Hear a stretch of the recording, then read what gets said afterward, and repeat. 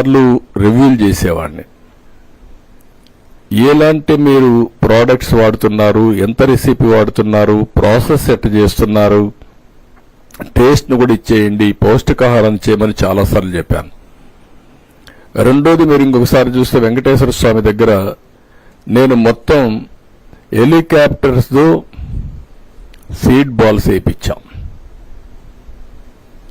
9 సంవత్సరాలు ఎప్పుడు పోయినా సమీక్షలు చేసి కడాన నేను మన ఆ మహర్షి ఎవరైతే ఉన్నాడో హిమాచల్ ప్రదేశ్లో ఉండేటువంటి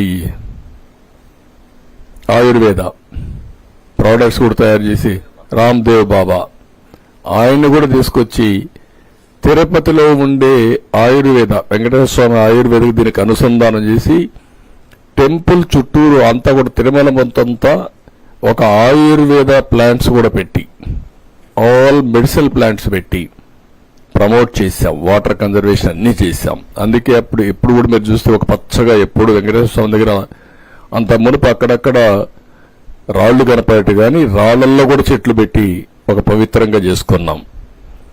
ఈ లడ్డు కూడా మీరు చూస్తే చాలా డిమాండ్. వెంకటేశ్వర స్వామి లడ్డుకు చాలా డిమాండ్.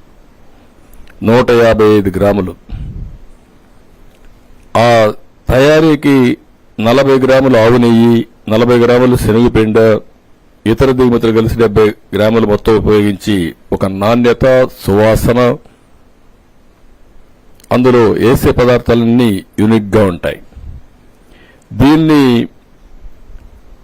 జియోగ్రాఫికల్ ఇండికేషన్ ట్యాగ్ కూడా రిజిస్ట్రేషన్ చేసి 2009లో పేటెంట్ రైట్ కూడా పొందారు. అంటే వెంకటేశ్వర స్వామి ప్రసాదాన్ని ఎవ్వరూ కూడా కాపీ చేయడానికి వీలు లేదు. చాలా మంది ప్రయత్నం చేశారు, ఎంతో మంది ప్రయత్నం చేశారు, కానీ ఎవ్వరూ దాన్ని యాజ్ ఇట్ ఈజ్ చేయలేకపోయారు. అంటే వెంకటేశ్వర స్వామి మహత్యం ఉంది కాబట్టి అక్కడ తయారు చేసే వాళ్ళందరూ డెడికేషన్తో పనిచేస్తారు కాబట్టి ఇచ్చే దాతలు కూడా with purity of heart A ingredients ఇచ్చినా ఏది సరఫరా చేసినా చేస్తారు కాబట్టి ఆ పవిత్రత వచ్చింది, దానికి ఒక ప్రత్యేకత వచ్చింది. అలాంటి ప్రత్యేకత ఉండే ఈ వెంకటేశ్వర స్వామి దగ్గర వీళ్ళు వస్తానే ఇష్టానుసారంగా చేశారు. ట్రస్ట్ బోర్డుల నియామకం ఒక గ్యాంబ్లింగ్ కింద తయారైంది. చట్టాన్ని ఇష్ట ప్రకారం మార్చి దగ్గర 50 మంది నామినేషన్లకు ప్రోత్సహించే పరిస్థితి వస్తే కొన్ని హైకోర్టులో స్టేలు వచ్చే పరిస్థితికి వచ్చింది. ఎక్సెఫిషియోస్ కనపండుడంతా ఎక్సెఫిషియో, వీళ్ళంతా కొండపై వ్యాపారాలు చేయడం, వెంకటేశ్వర స్వామి టికెట్లు ఇష్ట ప్రకారం అమ్మడం. చాలా మంది చాలాసార్లు ప్రయత్నం చేశాం. మేమైతే ఒకసారి తిరుపతి దాకా వెళ్లి పవన్ కళ్యాణ్ గారు ఫైట్ చేశారు, మేము ఫైట్ చేశాం. తిరుపతికి వెళితే మా టీంలో రానికపోతే తిరుపతిలోనే ప్రొటెస్ట్ చేసి అలిపిరి దగ్గరనే ప్రొటెస్ట్ చేసి అరెస్ట్ అయి తిరిగి వచ్చిన సందర్భాలున్నాయి. అదే మరిగా నమ్మకం లేని వాళ్ళందరినీ టెంపుల్ వేయడం, చైర్మన్ గా అన్య మతస్థులకి ప్రాధాన్యత ఇవ్వడం, అదే మరి నమ్మకం లేని వాళ్ళు పెట్టడం, ఇవన్నీ చేసి వీళ్ళ రాజకీయ ప్రయోజనాల కోసం టీటీడీని ఉపయోగించే పరిస్థితికి వచ్చారు. దీంట్లో మొట్టమొదటిసారిగా మీరు చూస్తే వీళ్ళు వస్తానే టెండర్స్ అన్ని రివర్స్ టెండరింగ్ అని పెట్టి అందులో ఉండే కండిషన్స్ మార్చేశారు. నేను అవి కూడా మీకు సరఫరా చేస్తున్నాను. ఇందులో ఏవైతే వీళ్ళు వచ్చిన తర్వాత ఈ రివర్స్ టెండరింగ్ లో మీరు ఒకసారి చూస్తే మొత్తం కండిషన్ నెంబర్ 18లో 3 సంవత్సరాల అనుభవం ఉండాలంటే అట్లీస్ట్ దాన్ని సంవత్సరానికి చేశారు. డైరీ పెట్టిన ఫస్ట్ ఇయర్లోనే నెయ్యి సరఫరా చేయొచ్చని. రెండోది 4 లక్షల లీటర్ల మిల్క్ ఉత్పత్తి చేయాలని ఉంటే దాన్ని తీసేశారు. అంటే ఎవడైనా సరఫరా చేయొచ్చు, వాడి మిల్క్ లేకపోయినా పర్వాలేదు. ఇంకొక పక్కన 8 టన్నులు మార్కెట్ అతను అమ్మేదానికి అదనంగా ఒక 8 టన్నులు ఫర్ డే ఉత్పత్తి చేసేవాళ్లే పెట్టాలని పెడితే ఆ కండిషన్ కూడా తీసేశారు. ఇంకొక పక్కన మీరు చూస్తే ఏదైతే ఈ 3 years పీరియడ్ నేను ఇంతకుముందు చెప్పింది 12 టన్నులు ఉంటే దాన్ని 8 టన్నులు చేశారు. 3 years ఉంటే దాన్ని 1 year చేశారు. ఇంకొక పక్క 250 కోట్లు మినిమం టర్న్ ఓవర్ 3 సంవత్సరాల్లో 1 సంవత్సరం ఉండాలి. అలాంటిది 150 కోట్లు తగ్గించారు. వీళ్ళు కొనే ప్రొక్యూర్మెంటే 200 కోట్లు ఉంటుంది. అలాంటి ప్రొక్యూర్మెంట్ ఉంటే దాన్ని 150 కోట్లకు తగ్గించారు. ఇంకొక పక్క రివర్స్ టెండరింగ్ పెట్టి అక్కడి నుంచి వీళ్ళ ఇష్ట ప్రకారం విన్యాసాలు చేసే పరిస్థితికి వచ్చారు. ఆ రివర్స్ టెండరింగ్ వల్ల ఈరోజు మనం ఒకసారి చూస్తే వీళ్ళు చేసిన పనికి కడాన పెద్ద పెద్ద సంస్థలు రాకుండా పోయే పరిస్థితికి వచ్చాయి. కండిషన్స్ అన్నీ తీసేసి ఫ్లడ్ గేట్స్ ఓపెన్ చేశారు. ఎవరంటే నాసి రకం సప్లయర్స్ కి, అనుభవం లేని వాళ్ళకి, లేకుంటే వాళ్లకు అసలు డైరీ లేని వాళ్ళకి, ప్రాసెస్ లేని వాళ్ళకి అందరినీ ఓపెన్ చేశారు. దీని ప్రభావం మొన్న జరిగినటువంటి నాసి రకం అడల్ట్రేటెడ్ నెయ్యి, అందులో కూడా అందరి మనోభావాలు దెబ్బతినే పరిస్థితి వచ్చింది. నేను ఆ రోజు చెప్పిన తర్వాత మీరు ఒకసారి చూస్తే ఇది Mrs AR dairy foods private limited, Tamil Nadu. ఈ టెండర్స్ పిలిచారు, రివర్స్ టెండర్స్ పిలిచారు 12/3/2024. ఇది 10 లక్షల కౌ గీ కోసం పిలిచారు, 10 లక్షల కేజీలు. ఇది 8/5/2024లో టెండర్ ఫైనలైజ్ అయ్యింది. ₹319.80 కేజీ.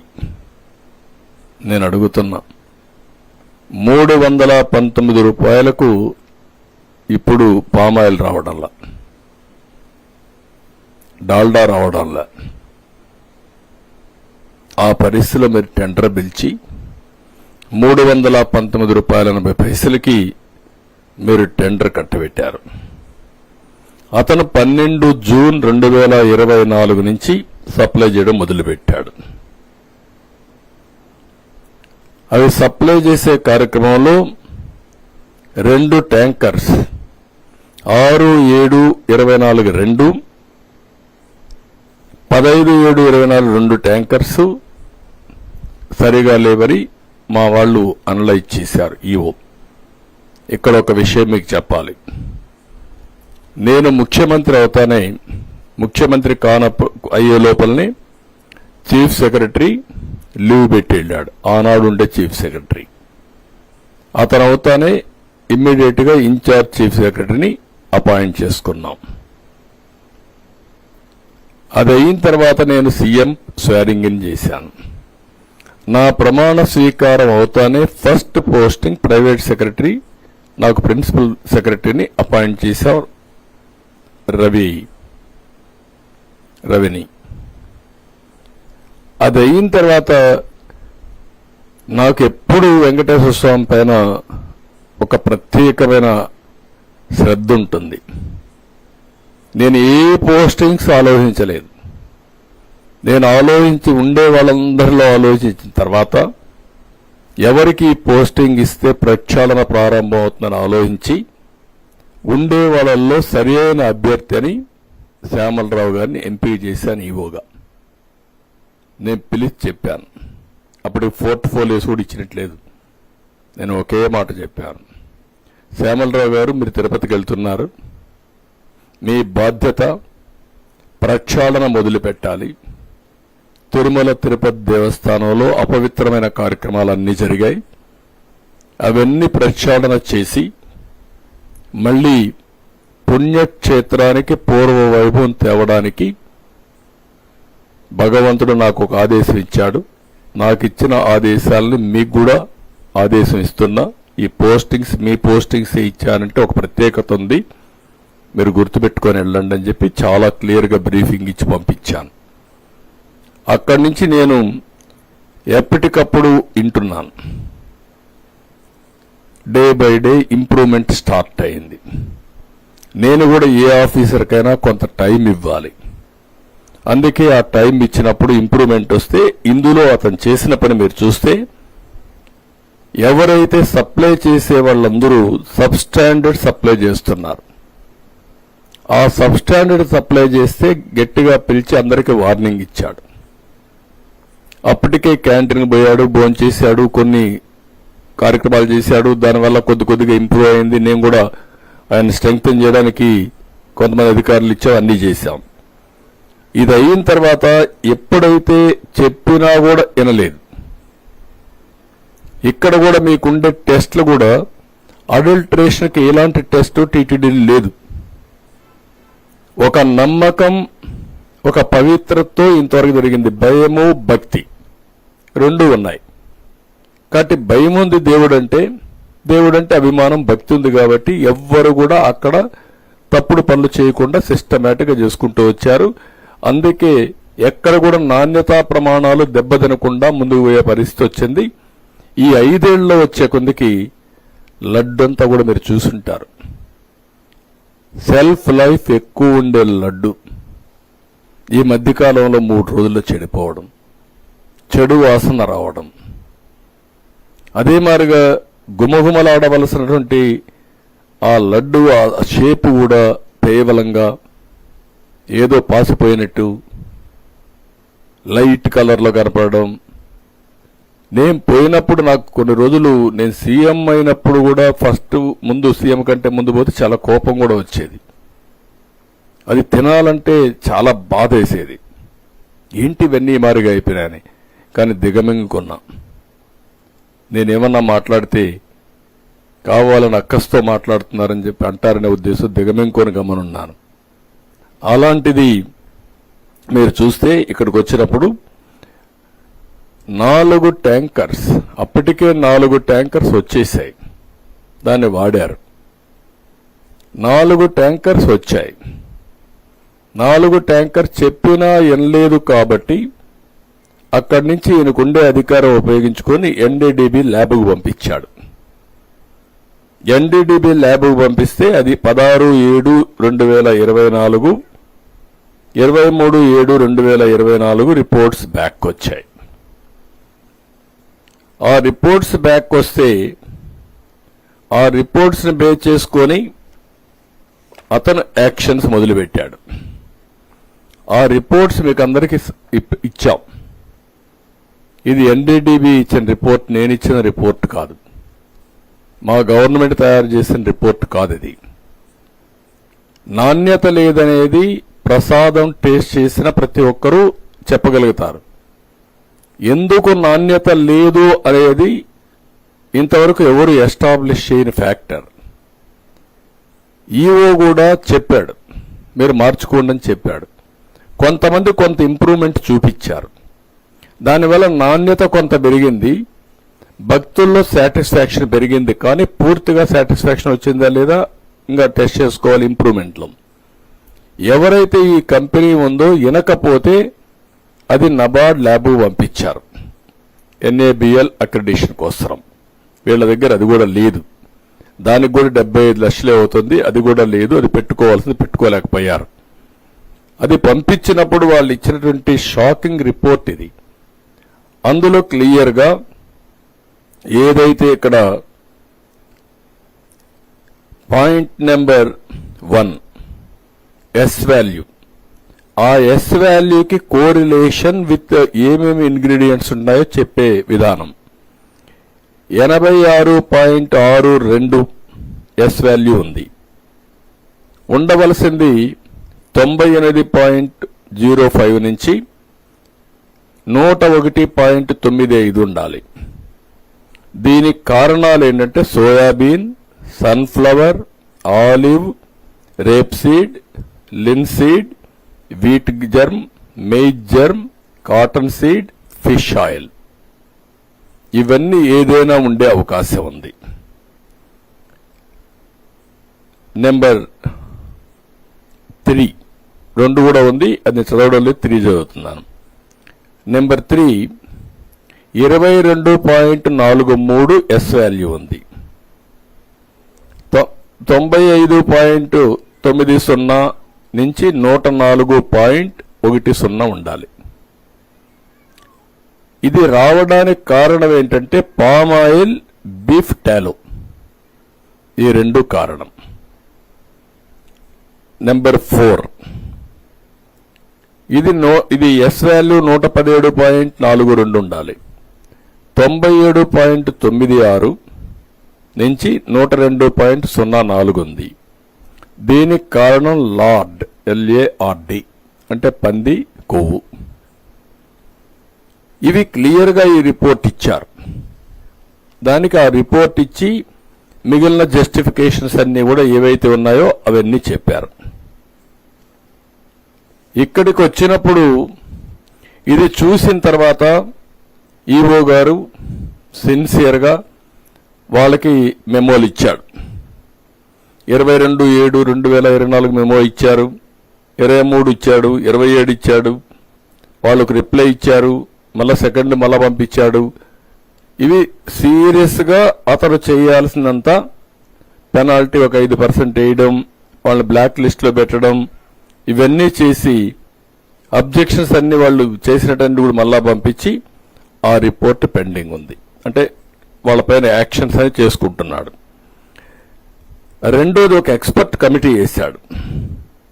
ఎక్స్పర్ట్ కమిటీ వేసి ఎవరైతే కొంతమందిని ఈ ఫీల్డ్లో బాగా సురేంద్రనాథ్ అని dairy expert and former principal and scientist, NDRI Bengaluru, Vijayabhaskar dairy expert Hyderabad, Swarnalatha senior assistant professor, Mahadevan IIM Bengaluru, వీళ్ళందరితో కమిటీ వేసి కమిటీ రికమెండేషన్లు తెప్పించి దానిపైన యాక్షన్ స్టార్ట్ చేశాడు. ఇవన్నీ యాక్షన్ స్టార్ట్ చేసిన తర్వాత వాళ్ళు ఇచ్చిన రిపోర్ట్ బేస్ చేసుకుని మళ్ళా టెండర్స్ పిలిచాడు. 7/8/2024 10 లక్షల టన్ కేజీలకి టెండర్లు పిలిచాడు. 4 డైరీస్ పార్టిసిపేట్ చేశాయి. అందులో మెసెస్ alpha milk food private limited, Hathras New Delhi L1, రెండోది MS Karnataka cooperative milk products and federation limited Bengaluru L2. వీళ్ళు రెండు కూడా 475.20 కోట్ చేశారు కేజీ. వాళ్లకు 65-35% ఈ వర్కులు అలాట్ చేశాడు. ఇప్పుడు అది ఫోర్స్లో ఉంది. మళ్లీ ఇప్పుడు ఇంకో టెండర్ పిలిచి 26/9/24కి డేట్ పెట్టి 20 లక్షల కేజీల కోసం 800 కిలోమీటర్ల డిస్టెన్స్ పెట్టి ఒకటి పిలిచారు. అది వర్కౌట్ అవుతా ఉంది. NDDB ముందుకొచ్చారు, ఈ ల్యాబ్ కూడా మేము పెడతామని. ఇది జరిగినటువంటి వాస్తవాలు. ఇక్కడికి వచ్చినప్పుడు ఇవన్నీ కూడా జరిగితే ఈరోజు నేనై ఇనిషియేషన్ చేయలేదు, నేను ప్రక్షాళన చేయమన్నాను. ప్రక్షాళన చేస్తే ఎన్ని రావాలనో అన్ని విషయాలు బయటపడే పరిస్థితి వచ్చింది. భగవంతుడి యొక్క మహత్యం అనుకోవచ్చు, ఏదనుకోవచ్చు, ఇది కూడా వచ్చింది. ఇప్పుడు వచ్చినప్పుడు ఒక రాజకీయ పార్టీ ప్రవర్తించవలసిన తీరు, ఈరోజు ప్రపంచంలో ఉండే హిందూ మనోభావాలు దెబ్బతిన్నాయి. ఆ రిపోర్టు బయట రాకుండా దాచిపెడితే అక్కడ ఈఓ గాని మిగిలిన వాళ్ళు గాని రేపు ఎప్పుడన్నా బయట వస్తే మనోభావాలు ఏ విధంగా ఉంటాయి?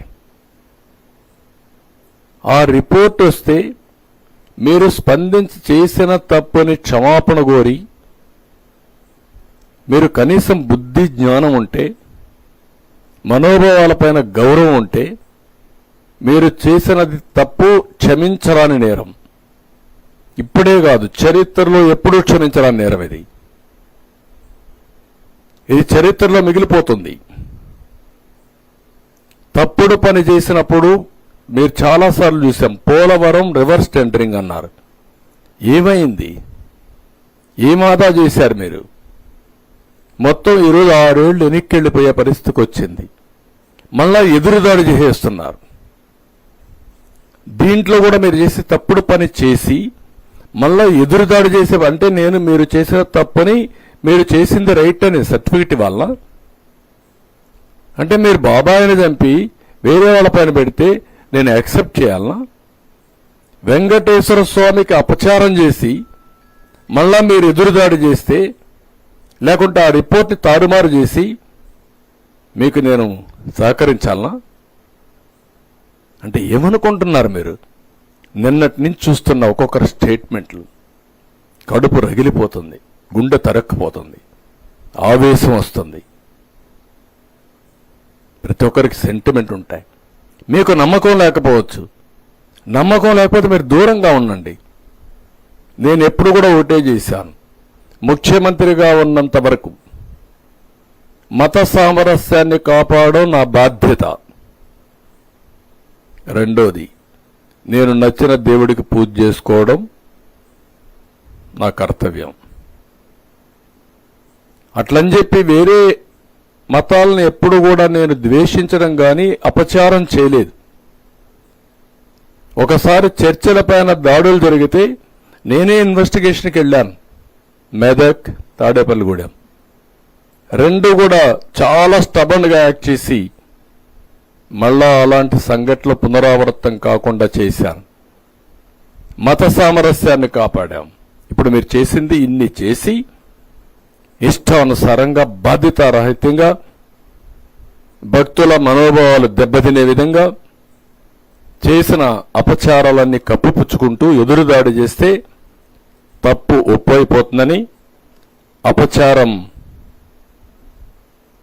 ప్రజలు మర్చిపోతారని, లేకుంటే వేరే వాళ్ళపైన మీరేదో నెపం చేస్తే ఇవన్నీ జరిగిపోతాయనే పరిస్థితికి మీరు వచ్చారంటే ఎక్కడికి పోతున్నారని అడుగుతున్నా. ఏంటి మీ ధైర్యం? ఏమనుకుంటున్నారు మీరు? ఇంత అపచారం చేసిన తర్వాత కూడా ఇప్పటికి కూడా మీలో ఒక్క మాట రిపెంటెన్సీ రాలేదంటే మిమ్మల్ని ఏమనాలి? మిమ్మల్ని ఏ విధంగా ట్రీట్ చేయాలి? ప్రజలు ఏ భాషలో చెప్పాలి? ఇంకా ఏ విధంగా వాళ్ళు రియాక్ట్ కావాలి? ఇప్పటికే మనోభావాలన్నీ దెబ్బతిని ఒక్కొక్కరు ఎమోషన్లు కుంగిపోయే పరిస్థితికి వచ్చారు. నిన్న పవన్ కళ్యాణ్ గారు కూడా ఈరోజు ఏది జరిగిన అపచారానికి ఆయన ప్రాయశ్చిత్త యజ్ఞం చేసే పరిస్థితికి వచ్చాడు. ఎవరి పాటికి వాళ్ళు ఏంటి జరిగింది, ఏంటి అన్యాయం అంటే మళ్ళా నువ్వు ఎక్కిలు చేస్తున్నావు అంటే నీకు ఎవడిచ్చాడు ఈ అధికారం ఈ రాష్ట్రంలో? అసలు మీద మనిషి పుట్టుకని అడుగుతున్నా. మీ ప్రవర్తన చూస్తే ఏదన్నా లెక్కలేదా మీకు? ఏదంటే చేస్తారా? ఏదంటే చేస్తే మేము సపోర్ట్ చేయాలన్నా మిమ్మల్ని? నేను ఎన్నోసార్లు మీకు కూడా చెప్పాను, ప్రజలకందరికీ చెప్పాను, ఎన్నోసార్లు చెప్పాను. ఒక వ్యక్తి నేరస్తుడు, అందులో కూడా కరుడు గట్టిన నేరస్తుడు, రాజకీయ ముసుగులో ప్రజల్ని మోసం చేయడం కోసం వచ్చినప్పుడు ఒక పేపర్ పెట్టుకొని, ఒక టీవీ పెట్టుకొని విషాన్ని జింపుతూ అబద్ధాల్ని సత్యాలను చేయాలని ప్రయత్నం చేసే పరిస్థితి వచ్చినప్పుడు చాలా ప్రమాదం ఉంటుంది. అందుకే నేను ఎస్కోబార్ కూడా చెప్పా ఏం చేశాడని. కానీ ఈరోజు మనం చూస్తే ఇక్కడికి వచ్చినప్పుడు ఈరోజు మళ్ళా ఇతని ధైర్యం నాకు అర్థం కాలేదు. మీరు కూడా చూసుంటారు, ఒక లెటర్ రాశాడు పిఎంకి. ఎన్ని గట్స్ ఉండాలండి మీకు? మొత్తం దేశమంతా ప్రపంచమంతా హిందువులు కుతకుతలాడుతా ఉంటే ఇంకా నువ్వు అబద్ధాలతో అసత్యాలతో లెటర్ రాసి ఎదురుదాడి చేసే పరిస్థితికి వచ్చావంటే ఎవడిచ్చాడు నీకు ఈ అధికారం? ఏమనుకుంటున్నారు మీరు? అందుకే ఇక్కడ చూస్తే ఏమంటాడు ఇక్కడ, ఎవడైనా సరే ఒక ముఖ్యమంత్రిగా the board of trustees consist of strong devotees of eminence from the divorce background and those recommended by union ministers and chief ministers of other states as well. This has been the practice for several decades. It is noteworthy that some of the current members of the TTD board are also affiliated to the BJP as well. Board members ఏం చేస్తారండి? ఎవరినేసావు నువ్వు ఈవోని? ఏ service అయినా ఎక్కడి నుంచి వచ్చాడు? మీరందరూ ఒకటి గుర్తుపెట్టుకోవాలి, వెంకటేశ్వర స్వామి దగ్గర హిందూ సాంప్రదాయ ప్రకారం ఇంట్లో ఎవరైనా చనిపోతే 1 year వెళ్ళం, అది అపచారం. మా తండ్రి చనిపోయాడు, నేను సీఎంగా ఉన్నా, వెళ్ళలేదు 1 year. నేను బ్రహ్మోత్సవానికి కూడా పోయినట్లేదు ఆ సంవత్సరం. దట్ ఈజ్ మై ఆచారం. కొడుకు చనిపోతే 12వ రోజు వస్తావా నువ్వు? అపవిత్రం కాదా? నీకు కాకపోవచ్చు, దేవునికి. అది ఒక ఆచారం. మీరు ఎప్పుడు కూడా గుర్తుపెట్టుకోవాల్సింది, సోనియా గాంధీ వచ్చి అఫిడవిట్ ఇచ్చారు, నాకు దేవుని పైన నమ్మకం, దర్శనం చేసుకుంటానని. Abdul Kalam president of India ఒక అఫిడవిట్ ఇచ్చాడు, నేను వెంకటేశ్వర స్వామి పైన నమ్మకం ఉంటుంది, నేను దర్శనం చేసుకుంటాను. వాళ్ళకంటే గొప్పోళ్ళ మీరు? ఎందుకు ఇవ్వలేదండి? ప్రతి ఒక్క దేవాలయానికి కొన్ని ఇవి ఉంటాయి, సాంప్రదాయాలు ఉంటాయి, కొన్ని ట్రెడిషన్స్, ఆచారాలు ఉంటాయి. ఒక ఇంట్లో మనం పూజ చేయాలంటే, వెంకటేశ్వర స్వామికి ఇంట్లో పూజ చేయాలంటే సాంప్రదాయ ప్రకారం అన్ని విధాలా ప్రక్షాళన చేసిన తర్వాతనే, పవిత్రంగా అయిన తర్వాతనే చేస్తాం. అలాంటిది వెంకటేశ్వర స్వామి దేవాలయంలో ఇలాంటి అపవిత్రమైన కార్యక్రమాలు ఏంటని నేను అడుగుతున్నా. ఇలాంటి అపవిత్రమైన కార్యక్రమాలు చేసి మళ్ళా ఎదురుదాడి, ఎవరైతే టీటీడీ ఈఓ మాట్లాడుతున్నాడు, ఎక్స్-ఈఓ, టీటీడీ బోర్డు చైర్మన్, ఒక పక్క ఆయన భార్య బైబిల్ పట్టుకొని తిరుగుతూ ఉంటుంది, ఎక్కడ చూసినా ఫోటోలు వస్తున్నాయి. ఈయన మాట్లాడతాడు, మళ్ళీ ఎదురుదాడి చేస్తాడు. నీకు నమ్మకం లేకపోతే రావద్దు, అది వేరే విషయం. నువ్వు లేకపోతే లేరా ఇక్కడ?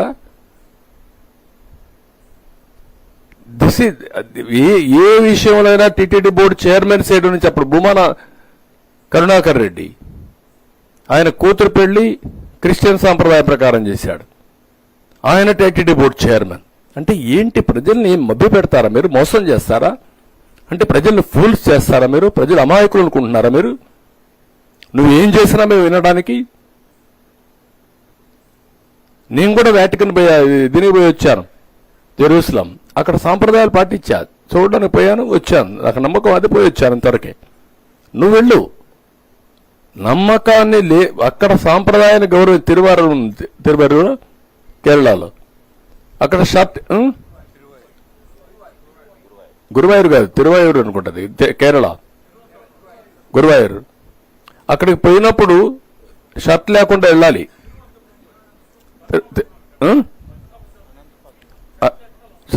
షర్ట్ లేకుండా వెళ్ళాలి, వెళ్తారు. దట్ ఈస్ దట్ సాంప్రదాయం. ఒక్కొక్క టెంపుల్కి ఒక్కొక్క సాంప్రదాయాలు ఉన్నాయి. వెంకటేశ్వర స్వామి దగ్గరికి వస్తే ఒక సాంప్రదాయం, శ్రీశైలం పోతే ఇంకొక సాంప్రదాయం. ఆ సాంప్రదాయాలు గౌరవిస్తేనే మనం పోవాలి. అట్లా కాకుండా నేనేం చేసినా చెల్లుబాటు అవుతుంది, నేను ముఖ్యమంత్రిని, ప్రజలు ఓట్లు వేసేశారు కాబట్టి నేను ఏదైనా చేసేస్తాను, లేకుంటే వెంకటేశ్వర స్వామి భూములన్నీ అమ్మేస్తాను, లేకపోతే వెంకటేశ్వర స్వామికి ఉండే డబ్బులన్నీ నేను తీసేసుకుంటాను, లేకుంటే శ్రీవాణి పేరు పెట్టి అకౌంట్ లేకుండా చేసేస్తాను, లేకుంటే దేవుడి పేరు చెప్పి ఒక్కొక్కరు లక్షల టికెట్లు అమ్ముకుంటాం. ఏంటి? What is this? ఒక చైర్మన్ ఏంటంటే 3,75,000 టికెట్లు. ఏమైంది మీకు? 3,75,000 టికెట్లు ఇచ్చుకున్నారు వాళ్ళ పీరియడ్లో దర్శనానికి. ఇవన్నీ షాకింగ్. ఇవన్నీ చూస్తామంటే ఎక్కడికి పోతున్నామో అర్థం కాకుండా వీళ్ళు ఇష్ట ప్రకారం చేసే పరిస్థితికి వచ్చారు. దానిపైన ఈయన దాడి. Andhra Pradesh has little role in the management affairs of the Tirumala Tirupati Devasthanam temple. Little role. Destruction కి, నాంది బలికి గొడ్డలతో నరుకుతూ లిటిల్ రోల్ అంట. రెండోది, ఇతను మాట్లాడే మాటలు మీరు చూస్తే ఎంత దుర్మార్గం అంటే,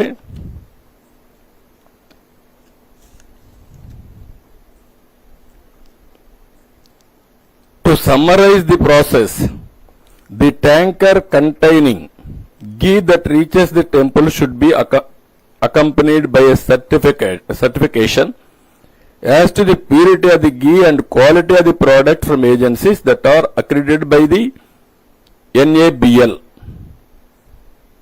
Further, at the temple, 3 samples are obtained from every tanker, and the same are tested, and only after the 3 samples passes the test would the ghee be allowed to be put to use. అంటే అతను ఏం justification చేస్తున్నా అంటే మొత్తం టెస్ట్లన్నీ అయిపోయినాయని. అక్కడ adulteration test లేదు. Adulteration test లేకుండా adulteration test ఎట్లా చేస్తారండి మీరు? అందులో మీరు చూస్తే అక్కడ చేసేది ట్యాంకర్ ద్వారా వచ్చినప్పుడు ఆవు నెయ్యితో పాటు తేమ, బీట్రో రిఫ్రాక్టోమీటర్ రీడింగ్, కొవ్వు ఆమ్లం, ఆర్ఎం విలువ, బౌడైన్ పరీక్ష, మినరల్ ఆయిల్ కోసం పరీక్ష, అదనపు రంగు కలిపారా, melting point, rancidity, milk fat, Polenske వంటి ప్రాథమిక అంశాలు మాత్రం చేస్తారు. అడల్ట్రేషన్ చేయాలంటే NABL అక్రిడిటేషనే ఉండాలి. ఆ ల్యాబ్కి వెళ్ళాలి. ఆ టెస్ట్ లేదు. అలాంటి టెస్ట్ జరిగిన దాఖలాలే లేవు. వీళ్ళు సింపుల్ టెస్టులు చేసి ఆ సింపుల్ టెస్టుల ప్రకారం 18 ట్యాంకర్లు రిజెక్ట్ చేసామని పెట్టే పరిస్థితికి వచ్చారు. టెండర్ కండిషన్ ప్రకారం NABL అక్రిడిటేషన్ ల్యాబ్ కల్తీ ఉందా లేదా అనేది టెస్ట్ చేయాలి. ఎప్పుడూ చేయాల. దీనికి ఖర్చు కూడా 75 లక్షలే అవుతుంది. కనీసం ఆ 75 లక్షల రూపాయలు కూడా ఖర్చు పెట్టలేకపోయారు. అది వేరే విషయం. ఒకప్పుడు నమ్మకం ఏం జరిగింది, ఇప్పుడు నమ్మకం కూడా లేకుండా ఇవన్నీ జరిగే పరిస్థితికి వచ్చాయి. ఇంగిత జ్ఞానం ఉండే ఎవడైనా సరే ఈఓగా వేసిన వ్యక్తి గాని, మేనేజ్మెంట్ గాని, ముఖ్యమంత్రికి గాని 319 రూపాయలకు నెయ్యి వస్తుందండి. రివర్స్ టెండరింగ్ పెడతారా అండి? మీకు ఉండే కండిషన్ తీసేస్తారండి మీరు? అసలు పాలే అవసరం లేదు. 4 లక్షల లీటర్లు మిల్క్ మినిమం ఆపరేట్ చేయాలి. ఆపరేట్ చేస్తే అందులో వచ్చే గీ గాని బయట చేసింది గాని మొత్తమైనా కొంతవరకు ఉపయోగపడుతుందని పెడితే 4 లక్షల లీటర్లు అవసరం లేని పెడతారండి మీరు? 250 కోట్ల రూపాయలు టర్నోవర్ అవసరం లేని పెడతారండి మీరు? 3 ఏళ్లలో 1 ఇయర్ సరిపోతుందని పెట్టే పరిస్థితికి వచ్చారు. 3 ఏళ్లలో 1 ఇయర్ 250 అంటే 3 ఏళ్లలో 1 సంవత్సరం 150 కోట్లను పెట్టే పరిస్థితికి వచ్చారు. 12 టన్నులు అంతమంది పెడితే దాన్ని 8 టన్స్ తగ్గించేసే పరిస్థితి. అసలు అన్ని కండిషన్స్ డైల్యూట్ చేసేసి ఈరోజు మొత్తం ఈ వ్యవస్థని భ్రష్టు పట్టే పరిస్థితి వచ్చి మళ్ళా దాన్ని సింపుల్ గా చేసి 18 సార్లు వీళ్ళు మేము రిజెక్ట్ చేసేసాం. With such robust procedure and practices in place, it is impossible for adulteration ghee to pass through and be used in the preparation of prasadam. అంటే సర్టిఫికెట్ ఇచ్చేసావు అంటే జస్టిఫికేషన్ కూడా అడ్డదారిన ఇష్టానుసారంగా చేస్తూ అక్కడ మాట్లాడుతూ నా మీద ఇక్కడ కూడా విషయం చెప్పే పరిస్థితికి వచ్చాడు. అక్కడ అంటాడు, the way in which mister Naidu acted was in a manner totally devoid of social responsibility. Just as during several instances, tankers were rejected both during the previous Telugu Desam and YSR regime. The most dishonest manner at a political party meeting evidencing his political intent is nothing short of a crime. నేను నేరం చేశాను, తప్పు చేశాను పట్టుకోవడానికి. ఎక్కడికి పోతున్నారో నాకైతే అర్థం కావడం లేదు. అదే సమయంలో ఇంకొక పక్కన చూస్తే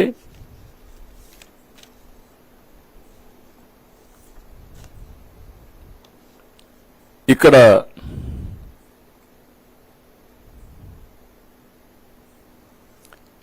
జస్టిఫికేషన్ చేసుకుంటున్నాడు. ఆ జస్టిఫికేషన్ ఈ పేర అంతా మీరు 5వ పేర చదివితే ఆవు నెయ్యి అంతా కూడా డిఫరెంట్ కౌస్ డిఫరెంట్ ఫ్యాట్ తింటాయి, డిఫరెంట్ గడ్డి తింటుంది, ఒకే కౌ తింటుంది, కాబట్టి వారికి వేరియేషన్ వచ్చేసరికి అవకాశాలు ఉన్నాయి అని మొత్తం మీరు అదంతా చూస్తే వెరీ ఇంట్రెస్టింగ్ గా జస్టిఫికేషన్ చేసుకుంటూ the categories include scenarios such as milk fat being obtained from cows which received an exceptionally high feeding of pure vegetable oils, cotton or palm oils, milk fat obtained from cows that are suffering from energy deficiency, milk fat obtained from cheeses showing increased lipolysis and so forth. Therefore, if any of the above scenarios exist, then the methodology adopted would yield an incorrect and false positive result. Conclusion ఇచ్చేస్తున్నాడు ఇంట్లో కూర్చొని. నేను చేసిందే right కాబట్టి నేను చేశాను, మీరందరూ follow కావాలి. ఎవడు ఏ సైంటిస్ట్ ఇచ్చినా ఏ ల్యాబొరేటరీ ఇచ్చినా దే ఆర్ ఆల్ ఫాల్స్ అని ఇంట్లో కూర్చొని సర్టిఫికెట్ ఇస్తున్నాడు ఆయన. దానిపైన no responsible individual should make such shocking accusations having the potential to seriously besmirch the integrity and sanctity of a world-renowned organization such as the TTD and hurt the sentiments of crores of people on the basis of an inconclusive finding, let alone a politician like Mr. Chandrababu Naidu. అంటే what are you talking? నువ్వేమి చేసినా ఎంత అపవిత్రం చేసినా ప్రజలు అందుకే shocking treatment ఇచ్చారు. ఇలాంటి తెలుసుంటే అది కూడా వచ్చేది కాదు. సంఘ బహిష్కరణ చేసేవాళ్ళు, రాష్ట్ర బహిష్కరణకి ఎలిజిబుల్ అయిన వ్యక్తులు వీళ్ళు. ఈ లెటర్లో మీరు ఒకసారి చూస్తే ఎంత అబద్ధాలు రాసేస్తున్నా అంటే 15,000 కేజీల నెయ్యి తయారీకి 3,75,000 లీటర్ల పాలు అవసరం అవుతాయండి. వీటి నుంచి నెయ్యిని సేకరించాలి. దీనికి 37,000 ఆవులకు మంచి గడ్డి దాణా ఇవ్వలేదని సర్టిఫికేషన్ ఇస్తున్నాడు. 1-2 కాదు, 37,000 అటు గడ్డి పెట్టలేదు వాళ్ళు.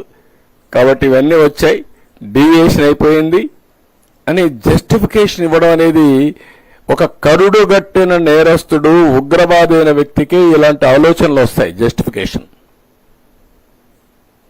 క్రైమ్ జరిగింది, తప్పు జరిగింది, సెంటిమెంట్ దెబ్బతినింది, ఏం చేయాలి? అపాలజీ చెప్పాలి బేషరతుగా. దానిపైన ప్రజలు క్షమిస్తారా లేదా అది వేరే విషయం. నువ్వు అది చెప్పకుండా ఇలాంటివన్నీ చెప్పి ఇష్టానుసారంగా మాట్లాడే పరిస్థితికి వచ్చాడు. అన్ని ప్రాంతాల్లో ఉండే ఆవుకు ఒకటే సమస్య అనమాట, గడ్డి సమస్య క్రియేట్ చేశాడు. వాళ్ళు ఎవడు దానా వేయనట్టు, వాళ్ళు పెట్టినట్టు, వాళ్ళు సరిగా మేపనట్టు.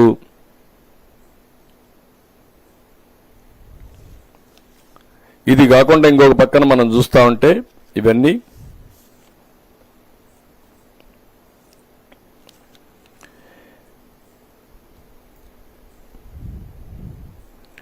లేనిది ఉన్నట్టు చెప్పడం, అబద్ధాలు చెప్పడం. ఇక్కడ 6వ పేజీలో మీరు చూస్తే ఒకసారి, the testing labs have been strengthen. The TTD has associated with the CFTRI, Central Food Technology Research Institute, to strengthen the testing process. Further, the TTD has initiated so and so measures. అంటే CFTRI అసలు ఏమీ లేదు. మన వాళ్ళు food టెక్నాలజీకి CFTRIలో పనిచేసిన ఒక వ్యక్తి రిటైర్ అయితే అతను తీసుకొని టెస్టింగ్ పెట్టుకున్నారు. వాళ్ళతో అసోసియేషన్ పెట్టుకొని మేము పనిచేస్తున్నామని తప్పుడు చెప్పే పని. అంటే ఒక ప్రధానమంత్రికి రాసే లెటర్